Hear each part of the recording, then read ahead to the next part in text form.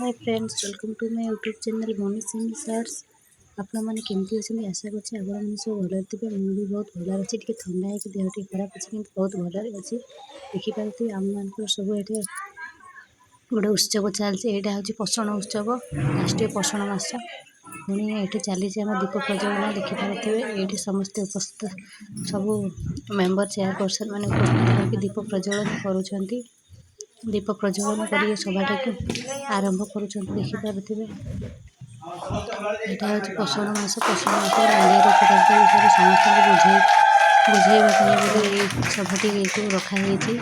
ये सभार समस्त माँ मैंने जन्मरू 6 मास 2 वर्षर समस्त छुआ माँ समस्त उपस्थित अच्छा। पुणी ग्रामर माँ मैंने सब उपस्थित रहीकि सभाटी को उपभोग करुँच।